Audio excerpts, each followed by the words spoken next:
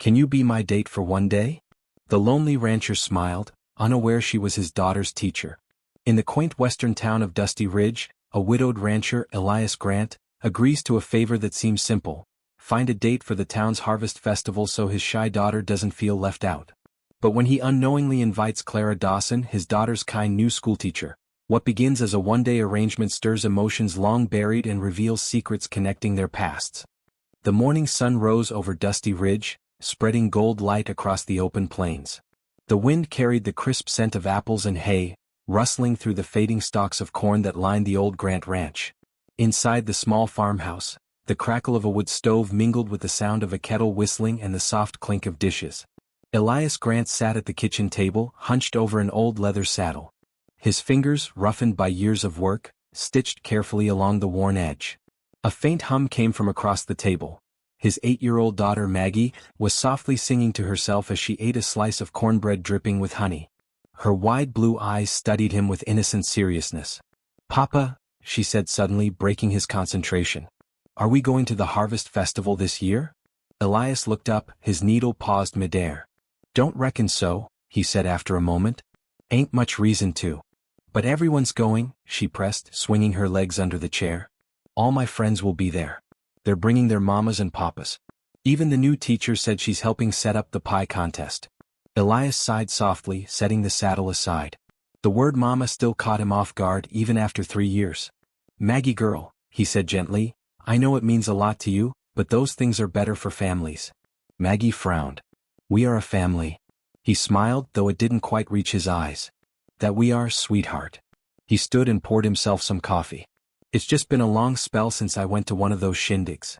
Maggie watched him for a long moment, then said quietly, "Mama wouldn't want us to stay sad forever." Her words stopped him cold. He turned to her, his throat tight, then smiled and ruffled her hair.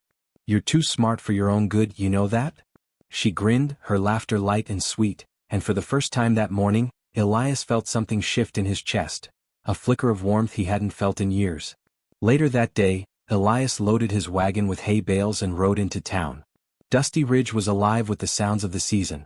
Fiddles playing from the saloon porch, children racing through the dirt streets, shopkeepers hanging orange and yellow streamers across their doorways. The harvest festival was just 2 days away, and excitement ran like wildfire through the town. He pulled the wagon up beside the small schoolhouse, where a few women were unloading baskets of apples for the festival bake sale.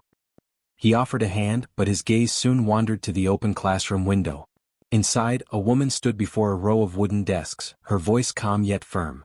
Clara Dawson, the new teacher everyone in town had been talking about, was nothing like the fussy older instructors Dusty Ridge used to have. Her brown hair was pinned neatly, though a few curls escaped to brush her cheek, and her voice carried warmth that even the restless boys in the back of the class seemed to obey. "Now who can tell me what harvest means?" she asked. A little hand shot up. "It's when the earth gives back," a girl said. Clara smiled, that kind of smile that came from deep inside, not the polite kind you put on for strangers. "That's exactly right. The earth gives back when we take care of it. Just like people do." Elias found himself lingering longer than he meant to. There was something about her, the way she listened, the way she looked at those children like every one of them mattered. He hadn't seen that kind of kindness in a long time. When the final bell rang, the children burst out of the schoolhouse like a flood of laughter and energy. Maggie was among them, waving the moment she saw her father. "Papa," she called, "come meet Miss Dawson. She's the best teacher in the whole world." Clara followed the children out, brushing chalk dust from her skirts. Her eyes found Elias's and she smiled politely. "Mr. Grant, I presume? Maggie talks about you nearly every day." Elias nodded, tugging off his hat. "Hope she only says the good parts." "She does," Clara said with a soft laugh. "Though she may have mentioned your terrible singing." Elias chuckled, glancing down at Maggie, who covered her mouth, giggling. "Well, she's not wrong." A comfortable silence settled between them for a moment. The breeze carried the scent of cinnamon and hay, and the low hum of the town filled the background. Clara's eyes, hazel flecked with green, met his again, curious and kind. "I heard you're helping with the festival," Elias said, his voice a bit rougher now. "You must have had your hands full." "It's been a busy week," she replied, adjusting her shawl. "But it's good for the children. They love the excitement." Elias hesitated then, looking down at his boots. He could feel Maggie's small gaze watching him, hopeful. He swallowed hard. Miss Dawson, I got something a bit strange to ask of you. Her brows lifted slightly. Go on. He rubbed the back of his neck. My little girl here, she wants to go to the Harvest Festival, but most folks will be there with families or dates. I don't want her feeling left out. He paused, then looked up, his voice quiet and uncertain. Would you maybe come with us? Just for one day. As my date for Maggie's sake. For a heartbeat, Clara said nothing. The autumn wind stirred her hair, and her lips parted in surprise. Your date? She repeated, her tone more amused than offended. Elias quickly held up a hand. Just pretendin', of course. I know it's odd to ask, but Maggie, she misses her mama something fierce, and I figured maybe if we went with someone kind. She stopped him with a gentle smile. Mr. Grant, she said softly, you don't have to explain.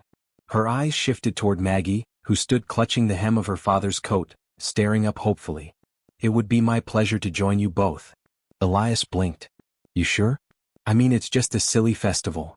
It's not silly to her, Clara said, smiling down at Maggie. And besides, she looked back at him, her voice playful now, it's been a while since I've been someone's date, even a pretend one. That made Elias laugh, and the sound startled even him. It had been a long time since he'd felt that light. All right then, he said, tipping his hat. We'll pick you up tomorrow evening. I'll be ready, she said simply. As he lifted Maggie into the wagon and took the reins, he couldn't help glancing back. Clara stood on the porch, the setting sun painting her hair gold. She waved once, and he found himself smiling, genuinely smiling, as he tipped his hat again before the wagon rolled down the road. The wind whispered through the fields, carrying the scent of hay and the faint notes of a fiddle tuning up somewhere in town. Elias didn't know why his chest felt warmer than it had in years, but as Maggie hummed beside him and the horizon glowed with sunset, one thought kept echoing in his mind. What harm could come from one day? He didn't know it yet, but that single day would change everything. For him, for Clara, and for the little girl who unknowingly brought them together. The next evening came bathed in the glow of early autumn twilight. The town of Dusty Ridge had transformed into a place of light and laughter. Lanterns hung from every porch, flickering like fireflies, and music drifted from the heart of the town square where the annual Harvest Festival was already in full swing. For the first time in years, Elias Grant stood before a mirror in his small farmhouse, running a hand over his freshly shaven jaw. His reflection felt strange, not the rugged rancher covered in dust and sweat, but a man remembering what it was like to look forward to something. Behind him, Maggie twirled in a faded blue dress that had belonged to her late mother. "Do I look pretty, Papa?" she asked, spinning so the hem flared like a wildflower. Elias smiled. "You look beautiful, sweetheart. Your mama would have said the same." Her grin widened, but she paused, eyeing him critically. "You need a flower," she declared, darting outside before he could protest.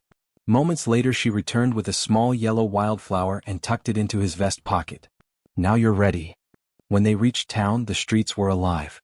The laughter of children echoed between wooden storefronts, the air thick with the scent of roasted corn and spiced cider. Fiddles played lively tunes as couples danced in circles under the strings of lights. And there, at the edge of the square, stood Clara Dawson. She wore a soft rose-colored dress that brushed the tops of her boots, a simple shawl draped over her shoulders. Her brown hair was loose tonight, catching the glow of the lanterns as though she'd stolen a piece of sunset and woven it into her curls.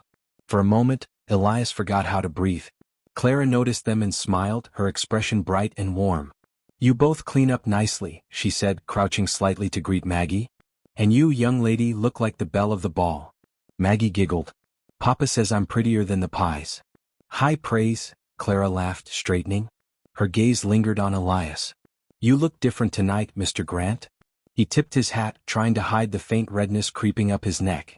"Guess a man can surprise you sometimes." The three of them walked through the festival together, sampling pies, laughing at the sack races, watching as Maggie joined the other children bobbing for apples. For the first time in a long time, Elias felt at ease.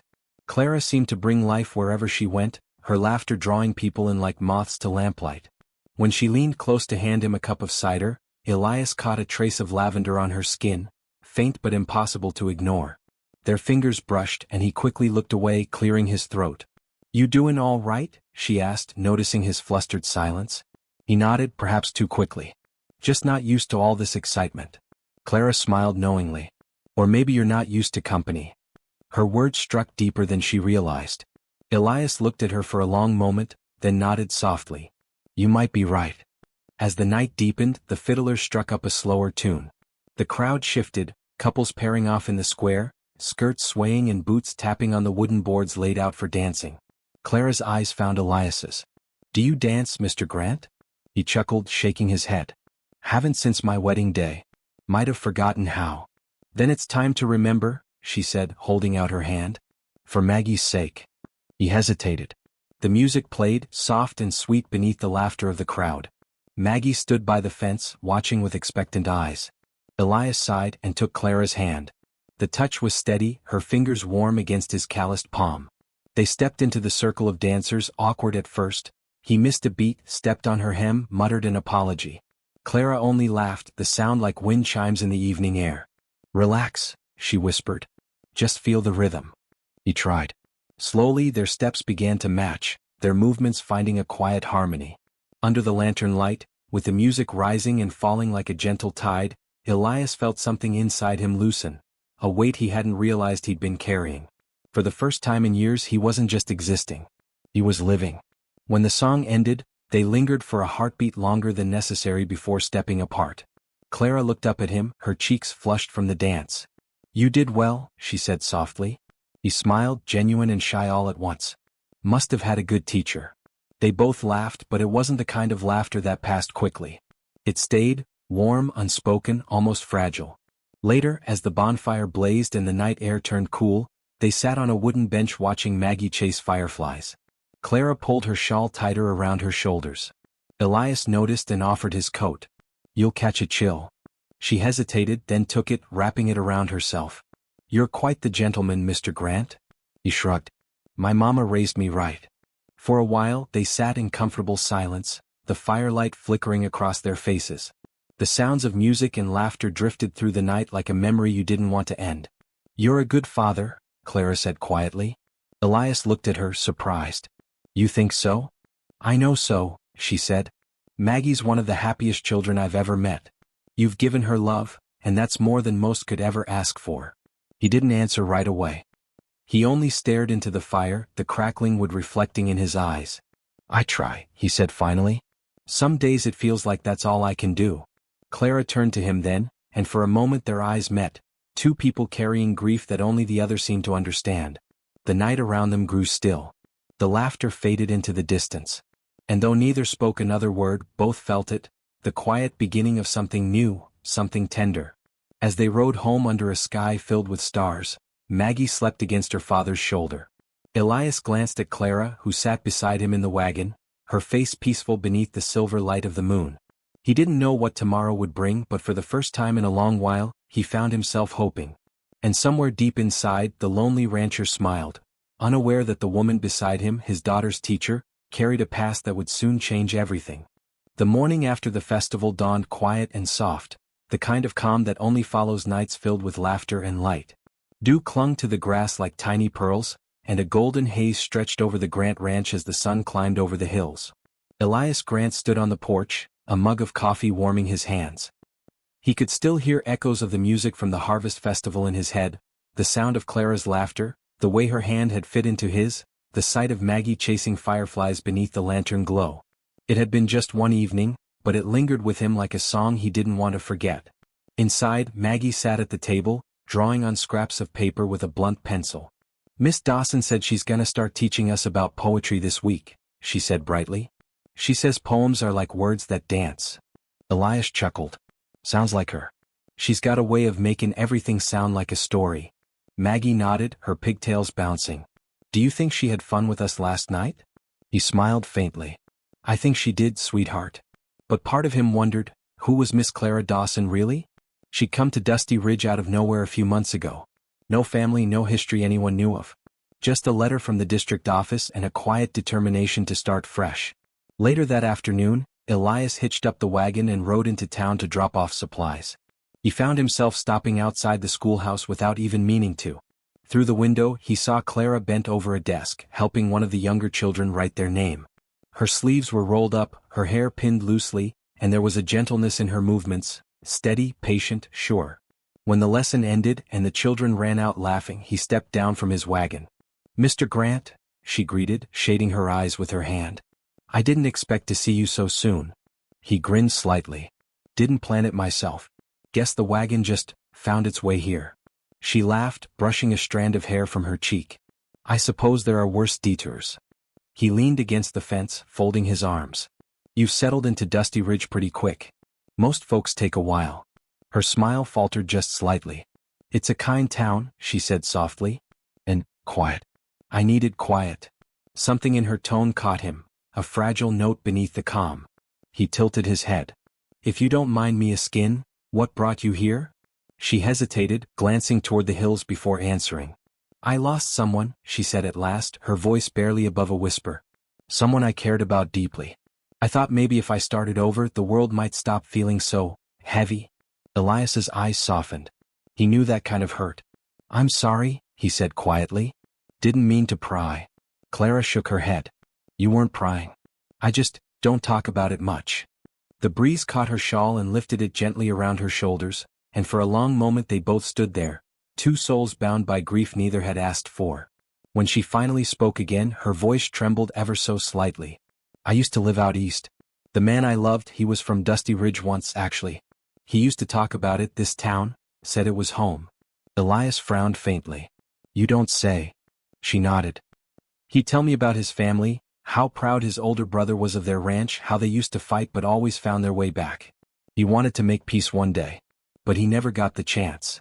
The world seemed to still around Elias. His pulse slowed, his fingers tightening around the fence rail. What was his name? Clara hesitated. James, she said softly. James Grant.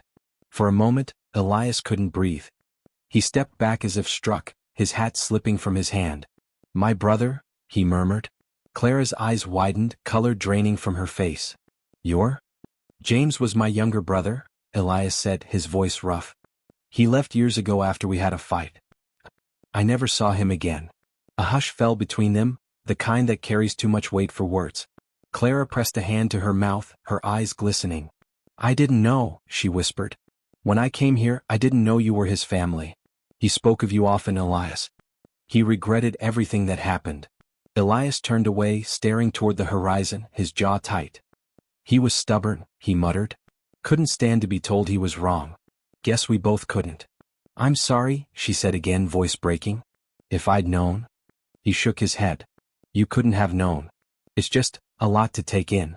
They stood in silence for a long while, the sound of wind rustling through the dry grass filling the space between them.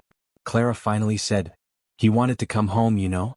He told me that before he passed.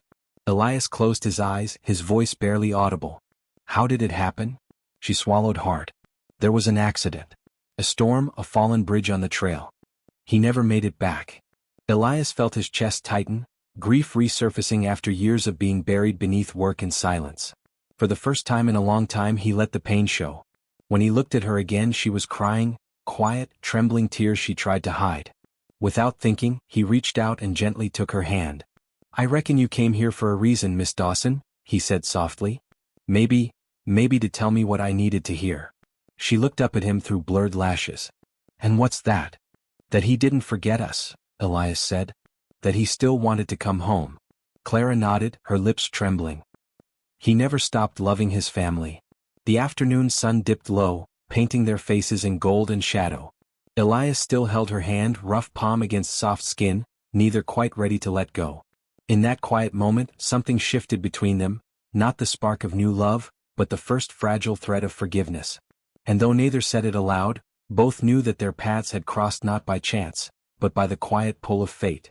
That night, after Elias put Maggie to bed, he sat alone on the porch, staring at the stars. His thoughts drifted to his brother, the laughter, the fights, the last words spoken in anger. And then to Clara, the woman who'd loved James and somehow found her way back to Dusty Ridge. He whispered into the cool night air, Guess you finally made it home, little brother? Just not the way either of us thought. Inside her small rented cabin near the schoolhouse, Clara sat at her desk, holding a worn photograph of James, young and smiling, with his arms slung around Elias. Her tears fell onto the frame as she whispered, I found him, James. I found your family. Outside, the wind carried the sound of the night insects, and somewhere in the distance, a wolf's howl rose across the plains, lonely, echoing, and full of memory. Neither Clara nor Elias knew what would come next, but both felt the truth settling between them like the first light of dawn after a long, dark night. The wind had changed in Dusty Ridge. By Monday morning the air carried more than dust and the scent of sagebrush, it carried talk. At Mabel's general store, two women whispered by the pickle barrel, voices low but sharp as thorns. "You see them at the festival? The widower and that new teacher." "I surely did. Danced like a couple right out of one of them dime novels." "And now he's stoppin' by the schoolhouse more often than usual, I hear." The words rippled through town faster than wildfire. By sundown, nearly everyone in Dusty Ridge had heard that Elias Grant, the loneliest rancher in 3 counties, had taken a liking to the pretty schoolteacher. Elias, for his part, didn't hear the gossip, not at first. He was too busy losing himself in work, in the quiet rhythm of mending fences, hauling hay, and listening to Maggie chatter about her lessons.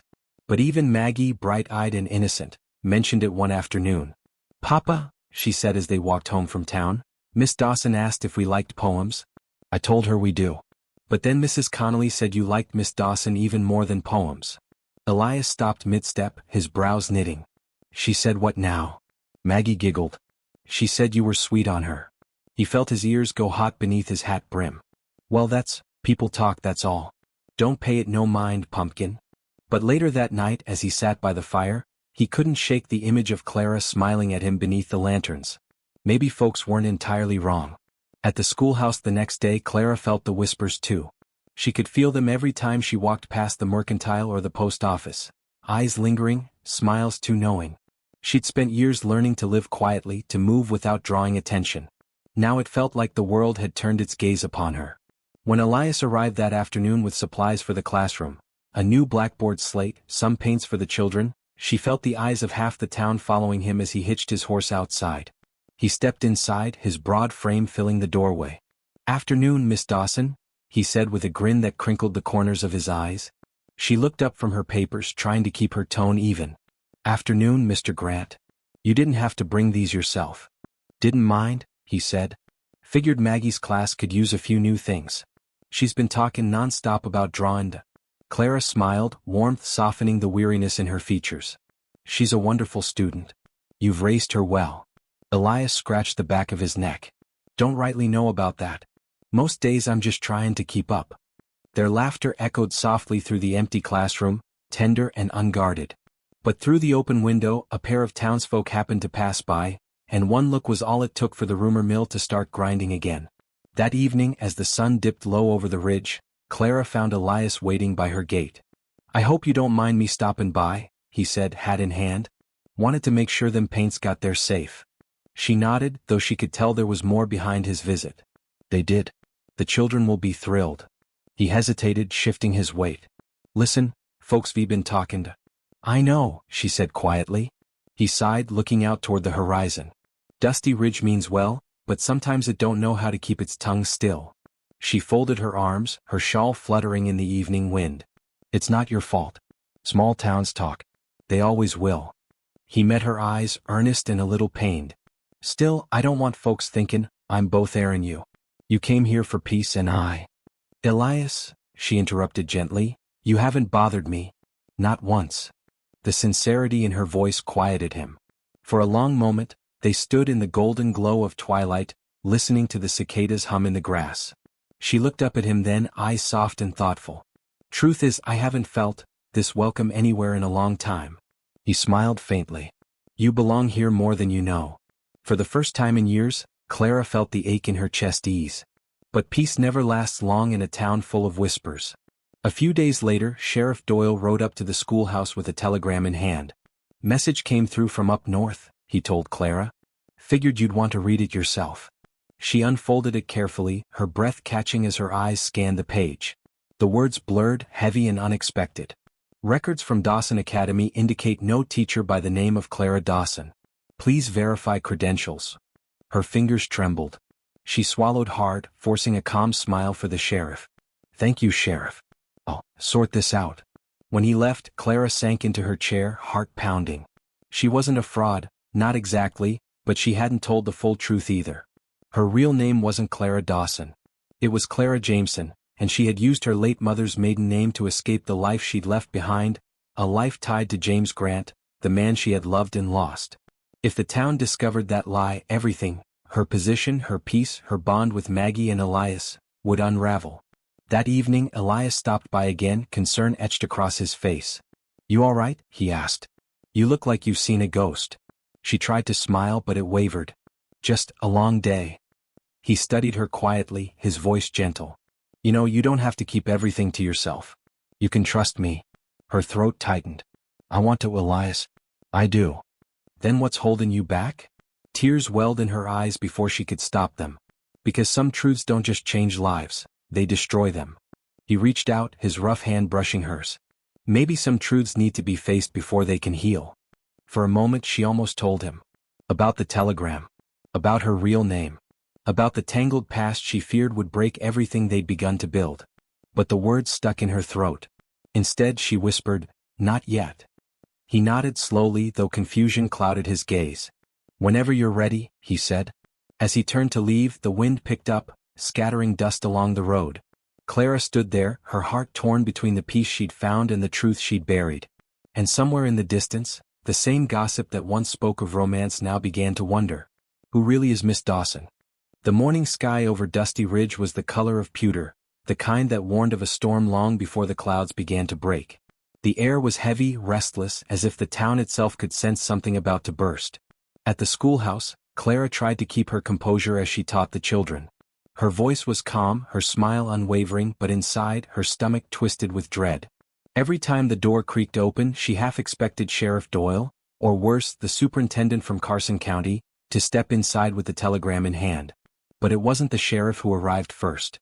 It was Mabel Connolly, Dusty Ridge's most reliable supplier of both canned goods and gossip. She appeared at the door during recess, her perfume strong enough to rival the chalk dust. "Afternoon, Miss Dawson," she said, lips curved in that polite, poisonous smile that always meant trouble. "Just thought I'd drop by. Heard some interesting talk up at the telegraph office." Clara's chest tightened. "Oh? What kind of talk?" "Well," Mabel said, eyes glittering, "seems someone's been asking questions about our new teacher. Says there's no record of a Clara Dawson teachin' anywhere before she came here." Imagine that. The laughter of the children outside suddenly sounded distant. Clara gripped the edge of her desk to steady herself.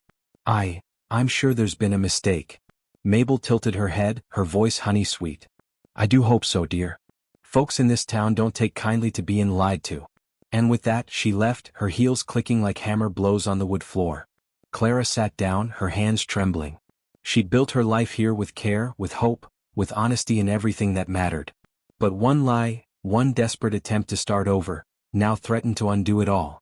That evening the wind rose into a howl, rattling windows and shaking the old schoolhouse shutters. Elias came by after sundown, his coat soaked with rain, his eyes sharp with worry. "You didn't come by the ranch today," he said, stepping inside. "Maggie kept a skin after you."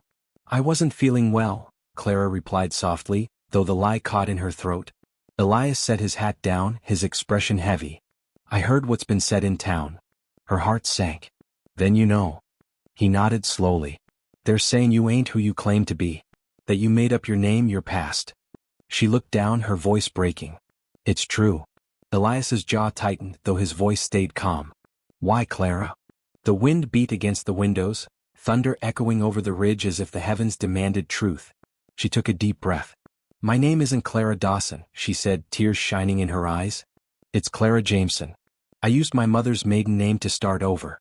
I didn't want to deceive anyone, but I had to leave my old life behind." He stepped closer, his brow furrowed. "Because of James?" She nodded. "When he died, I lost everything. The house, the life we built, even my name. I came here to find peace, to find him in a way. And I never thought I'd find you." Elias's gaze flickered, pain, understanding, something deeper. "You could have told me." "I wanted to," she whispered. "But I didn't know how. And when I realized you were his brother, I was afraid it would destroy whatever was left between us." He turned away, his hands curling into fists. "You think I'd hate you for lovin' my brother? I thought you might hate me for hiding it." For a long moment the only sound was the storm outside, rain hammering the roof, wind howling through the cracks. Elias finally turned back, his voice rough. "You remind me of him, you know. The way you talk, the way you look at people like you can see the good in them even when they can't see it themselves." Clara's breath hitched. "I see that same goodness in you." He stepped closer, the distance between them dissolving. "You could have told me from the start," he said again, softer this time. "But I reckon part of me already knew. You and James, you share that same light." She blinked through her tears. "So you're not angry?" He hesitated, then reached out, brushing a tear from her cheek. "I was, for a minute. But then I realized something. James found love before he died, and somehow that love found its way back home." Clara's tears fell freely now, her heart breaking and healing all at once. "Elias." He took her hand gently. "You don't have to run anymore. Not from your name, not from your past." Outside, lightning split the sky, flooding the small room with silver light.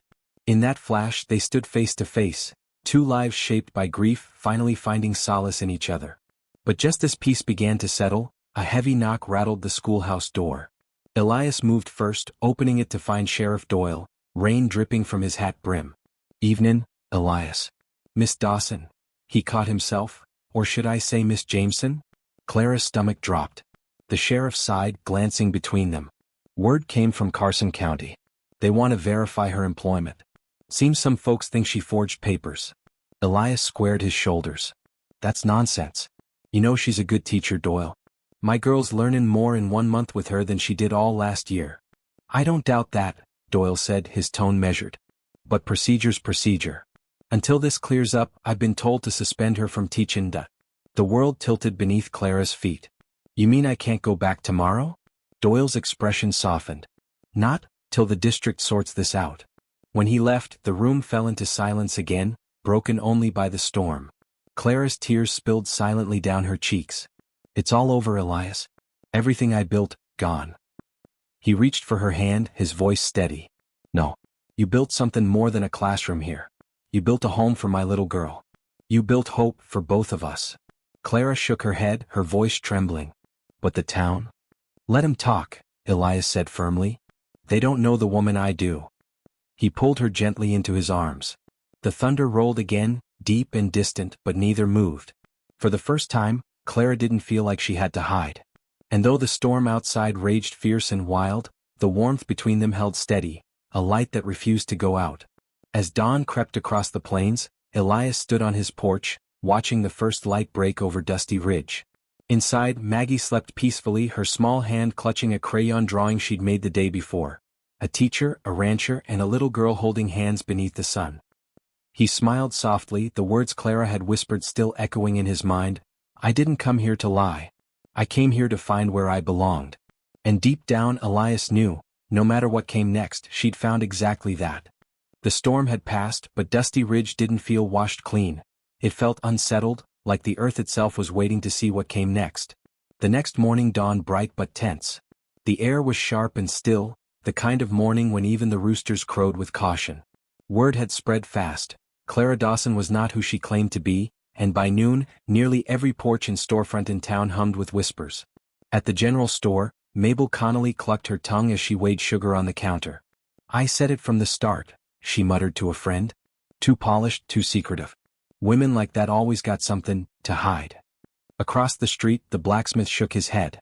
"Ain't our place to judge. She's done good by them kids." "Good or not," Mabel huffed, "a liar's a liar." By mid-morning, even the children at the schoolhouse knew. The district had sent word. Miss Dawson's suspension was official.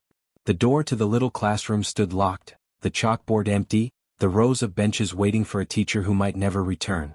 At the Grant Ranch, Maggie sat on the steps, clutching a small bouquet of wildflowers. Her eyes were puffy, her voice small. "Papa, why can't Miss Dawson come back?" Elias knelt beside her, brushing a strand of hair from her cheek.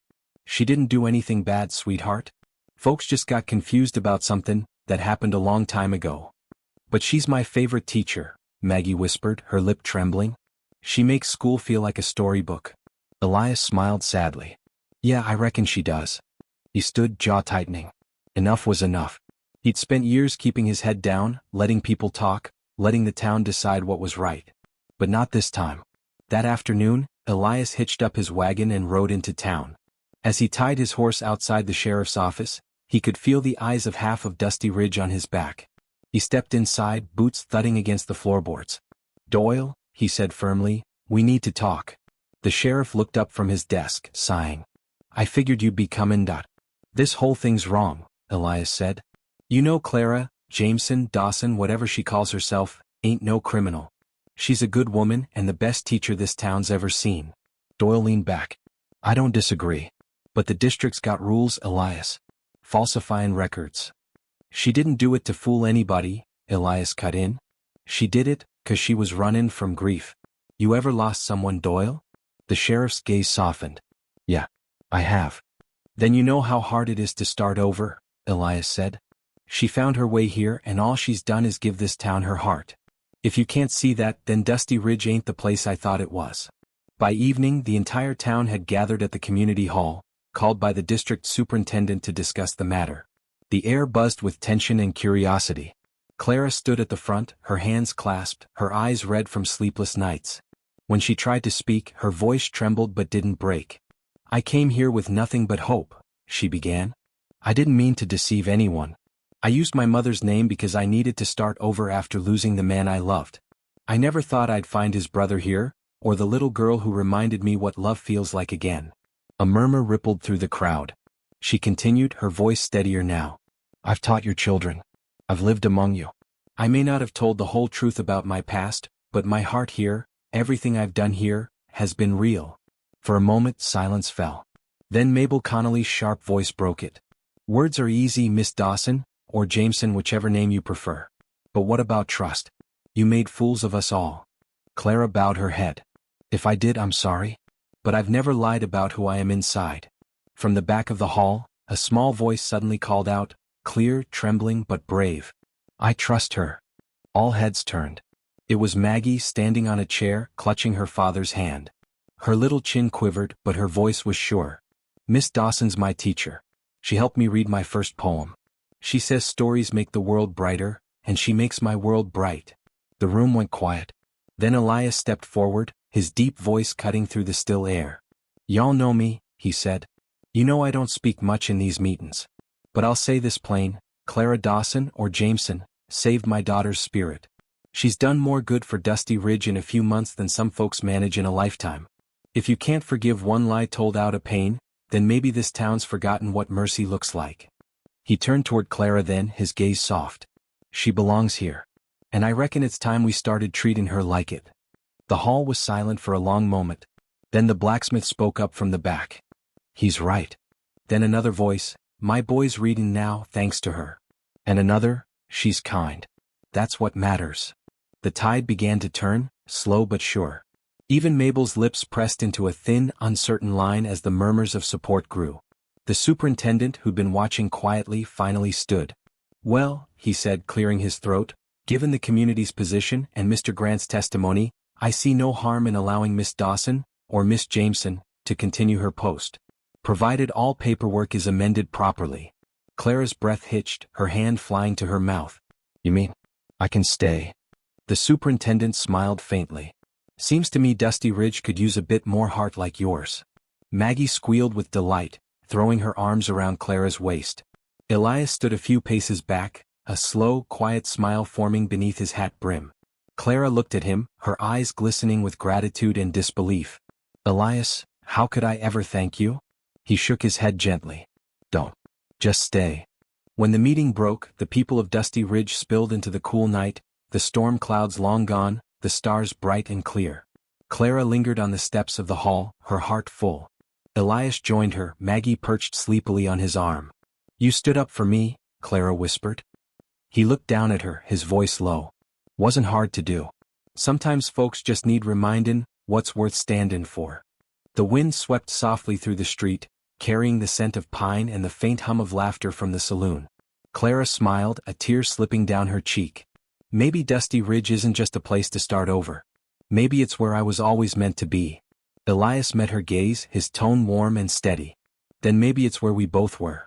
That night, as the lamps in town flickered out one by one, the rancher, the teacher, and the little girl rode home under the wide silver moon, together.